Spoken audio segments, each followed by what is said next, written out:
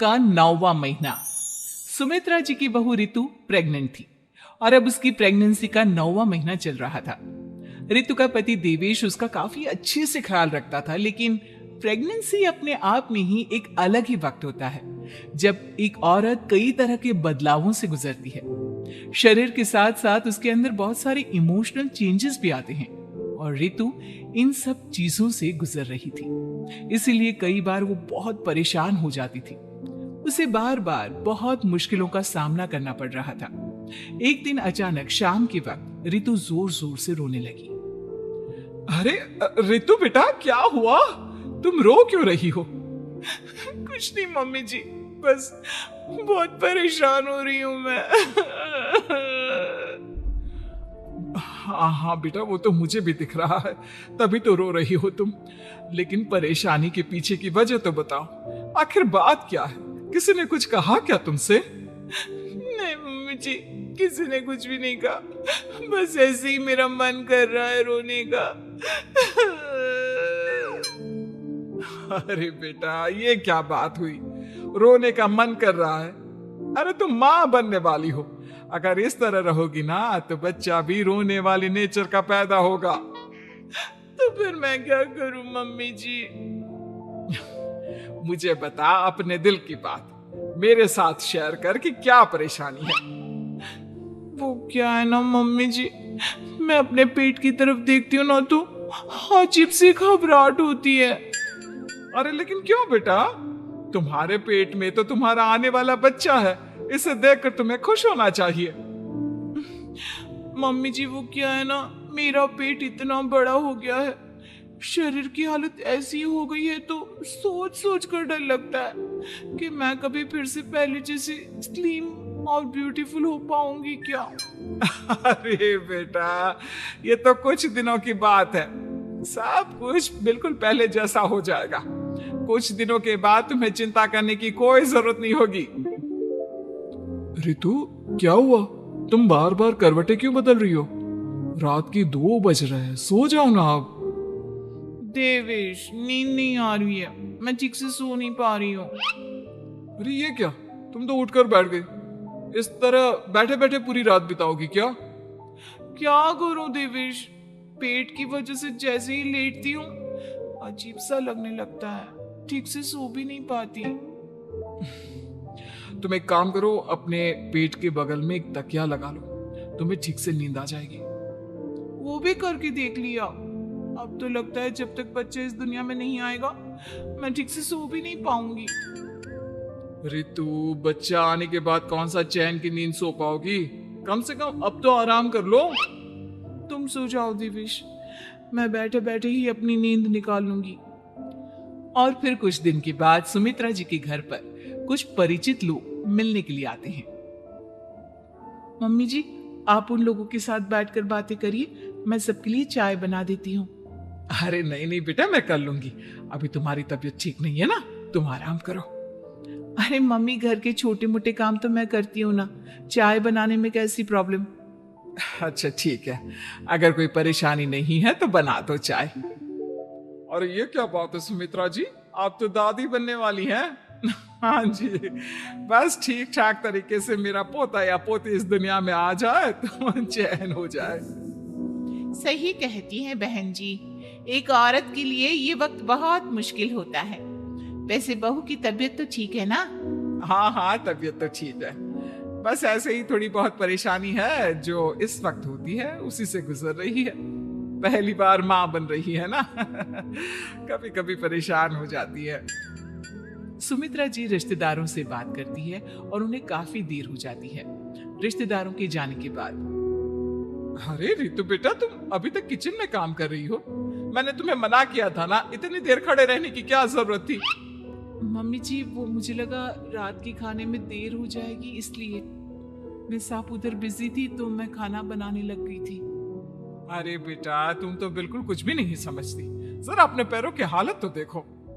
हाँ मम्मी जी, मुझे भी ना पैरों में बहुत भारीपन लग रहा है। ये भारीपन नहीं है, ज्यादा देर खड़े रहने की वजह से तुम्हारे पैरों में सूजन आ गई है। अब कमरे में जाकर आराम करो, चलो। और सुनो, अपने पैरों के नीचे ना तकिया लगा लेना, सर के नीचे मत लगाना, ठीक है? अपने कमरे में जाने के बाद। यार ये प्रेगनेंसी भी कितनी अजीब चीज है, कभी रोने का मन करता है, कभी हंसने का। घर में सब मुझे बहुत प्यार करते हैं, लेकिन प्रेगनेंसी की जो प्रॉब्लम्स मैं फेस कर रही हूँ वो मैं किसी को नहीं समझा सकती। ये सब कब ठीक होगा?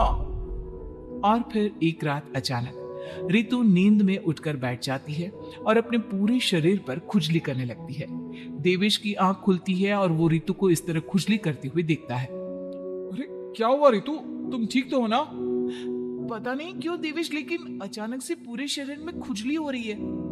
दिखाओ जरा मुझे। अरे लेकिन तुम्हारे शरीर पर तो कोई मच्छर के काटने की या किसी तरह के रैशेस भी नहीं है, फिर खुजली क्यों हो रही है? लगता है ये भी प्रेगनेंसी की कोई नई प्रॉब्लम है। अरे अरे परेशान मत हो, मैं मम्मी को बुला कर लाता हूँ। सुमित्रा जी के आने के बाद, अरे क्या बात है बेटा, इस तरह क्यों खुजली कर रही हो? अचानक से क्या हो गया तुम्हें? मम्मी जी ऐसा लग रहा है जैसे सर से पैर तक पूरे बदन में मच्छरों ने काट लिया हो। अरे लेकिन इसमें रोने की क्या बात है, चुप हो जाओ, सब ठीक हो जाएगा। हाँ मैं बहुत परेशान हो गई हूँ, बस अब जल्दी से बच्चा इस दुनिया में आ जाना चाहिए ताकि मुझे इन सारी प्रॉब्लम से मुक्ति मिले।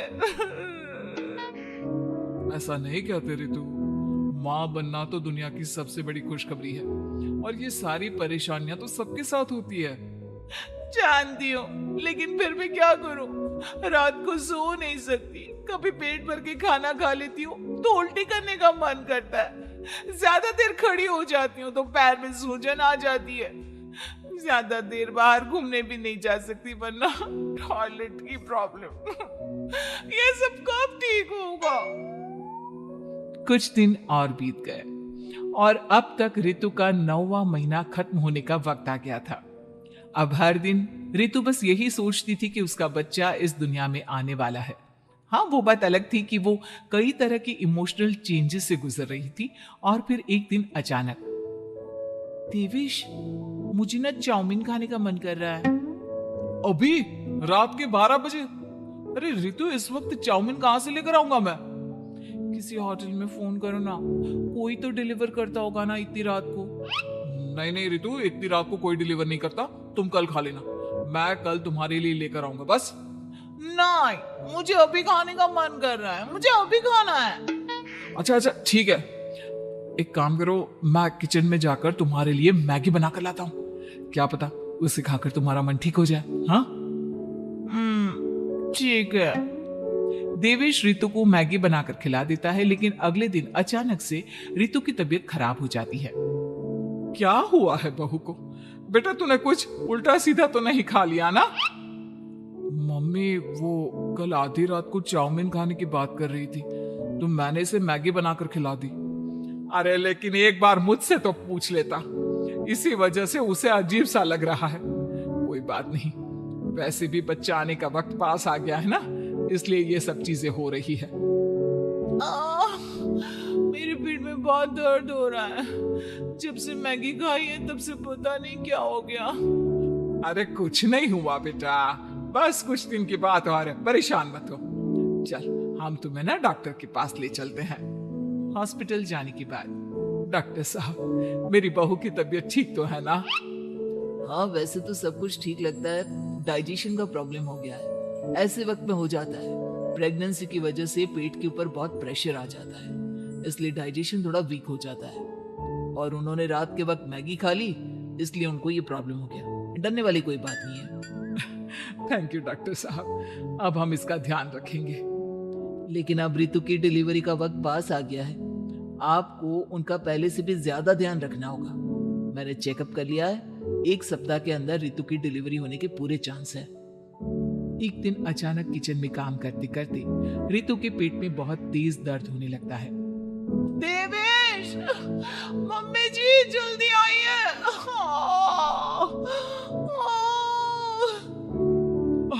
अरे क्या हुआ बहू, क्या हुआ तुम्हें? बहुत दर्द हो रहा है मम्मी, मेरे पेट में बहुत तेज दर्द हो रहा है, मुझसे खड़ा भी नहीं रहा जा रहा। इधर आ जाओ रितु, मैं तुम्हें बेड पर लिटा देता हूँ, सब ठीक हो जाएगा। बेटा, मुझे लगता है इसकी डिलीवरी का वक्त पास आ गया है।